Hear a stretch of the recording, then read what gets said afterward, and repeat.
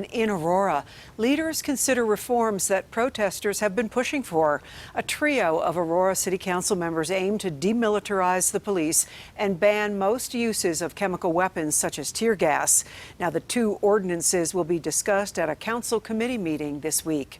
Our Connor McHugh spoke with two of those council members behind this today, and Connor is live at police headquarters. Connor.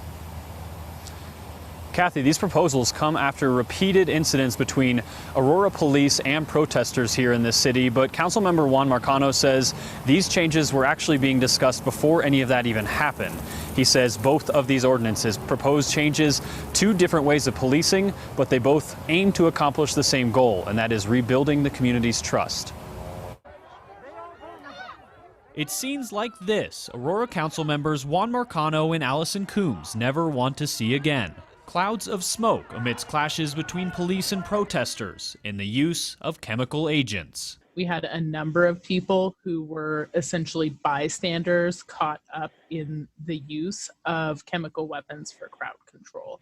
Now the two hope to change that, along with their colleague Crystal Murillo. One ordinance would prohibit the stockpiling and non-targeted use of chemical weapons like tear gas. This is a non-targeted substance, so it impacts folks who have nothing to do with either, violating orders or, committing crimes. And I just don't think that that's all right. Another ordinance is aimed at limiting the department's participation in the 1033 program, which pushes military-grade equipment to police agencies.